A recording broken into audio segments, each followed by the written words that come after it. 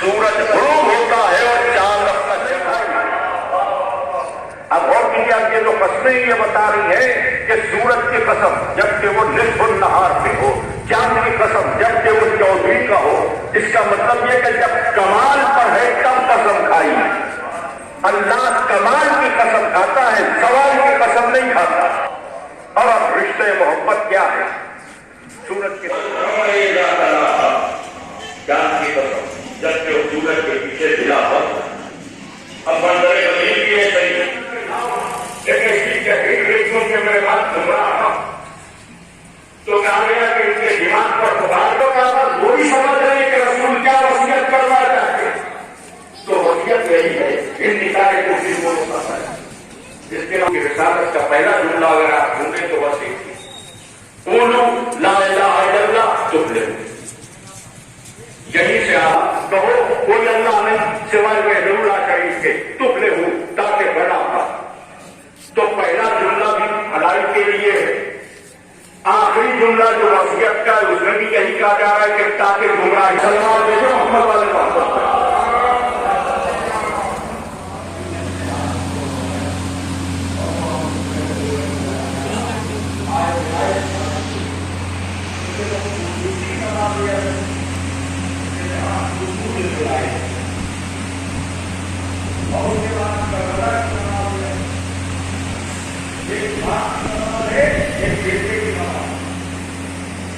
ایک نماز میں منظر رکوع ہے، ایک نماز میں منظر سجدہ۔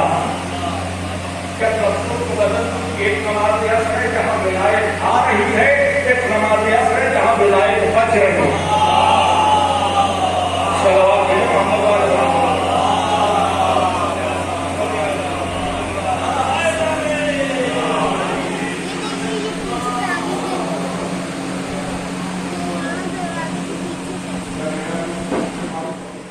ہمارا کچھ اور،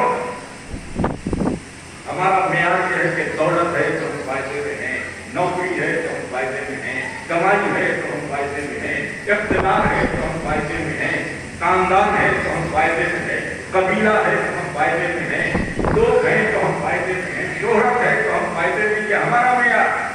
ایمان نہیں ہے تو سب کچھ ہوتے ہوئے بھی نقصان میں ہو، اگر ایمان ہے تو کچھ نہ ہوتے ہوئے بھی فائدے میں۔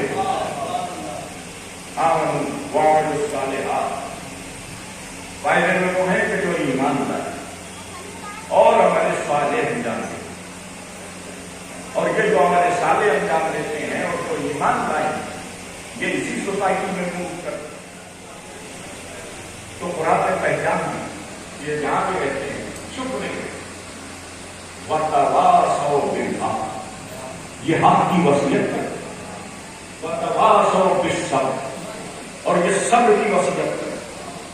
تو جب کوئی وصیت حق اور وصیت صبر کرتا ہوا نظر آئے تو سمجھ لیے کہ فائدے میں ہے، نقصان میں ہے۔ یہ مومن ہے جو حق کی وصیت کرتا ہے۔ بس یہیں سے آخر کلام تک آتے ہوئے کہ جو پہچان بتائی گئی کہ یہ وصیت ہے حق کی۔ ہماری زبان میں یا کسی بھی زبان میں وصیت ہم اس بات کو کہتے ہیں کہ جو کوئی مرتا ہوا آدمی اپنے پسماندگان سے دنیا سے جا رہے ہیں، آخری وقت کا اندازہ ہو گیا، اب اس وقت ہم جو کچھ کہیں گے تو یہ کہا جاتا ہے کہ مجنون کی وصیت، یہی تو کہا جاتا ہے کہ مجنون کی وصیت۔ لوگ وصیت کرتے ہیں، ہمیں بلا کرنا ختم کروا دیں، مجلس بلا سے پڑھوا دینا، اب ہم کیا کریں گے، سب بھائی آپس میں مل کے رہنا۔ وصیت پہ عمل ہونے کے بعد میراث تقسیم کی جائے تو وصیت کی اسلام میں بڑی ہے۔ پھر ایک منزل میں قرآن حکیم نے کہا کہ صاحبان تقویٰ پہ لازم کہ اگر وہ خیر چھوڑے تو وصیت کرے۔ اب یہ قرآن ہے، تمام مسلمانوں کو آپ نے پیڑ لگا دیا کہ لوگ اس کے سائے کے دھوپ میں بیٹھ جائیں گے تو یہ خیر۔ ایک مسجد بنوا دی کہ نمازی سکون سے نماز پڑھنے خیر، ایک امام باڑہ بنوا دیا کہ مولا کی عزاداری ہو خیر، جن بزرگوں نے یہ نجف تعمیر کرایا تابوت کے لیے یہ خیر۔ قرآن کہہ رہا ہے کہ جب خیر چھوڑو تو وصیت ضرور کرو. ایسے ہی نہ کہتے جاؤ، وصیت ہونا چاہیے کہ ہمارے بعد اس کا انتظام کیسے. مثلا امام باڑہ بنایا تو ہمارے بعد منتظم کون ہوگا، محرم کی مجلسیں کس طرح ہوگی، علم میں کیا ہوگا، سال بھر کا کیا پروگرام رہے گا، ہم سب وصیت کرتے ہیں. تو جب کوئی خیر چھوڑے تو وصیت کر کے جائے، یہ قرآن کا حکم. اگر یہ آپ کے ذہنوں میں راسخ ہو گیا ہو تو پھر ایک سوال بعد میں ہم پر نماز کا حکم آیا تو پہلے مسلمانوں نے نماز نہیں پڑھی، پہلے رسول نے نماز پڑھی. ان کو دیکھ کر ہم نے نماز شب بھی ان کے لیے واجب یہی ہے کہ ان سے واجب کبھی ترک ہو ہی نہیں سکتا. معصومین کی جملہ جو پہچان ہے اس میں ایک بڑی پہچان یہ بھی علماء نے درج کی کہ عام انسان سے تو واجب ترک ہو سکتا ہے، معصوم سے واجب ترک نہیں ہوتا. اگر خدمت رسول میں سورج ڈوب بھی جائے اور معصوم کی نماز نہ ہو تو پلٹنا پڑے گا. ایک سلوات بھیجو محمد والے محمد کا، سورج کو پلٹنا پڑے گا تاکہ ترک واجب نہ ہو. تو معصوم سے واجب نہیں کرتا، معصوم پر وہ حکم زیادہ نہ ہو.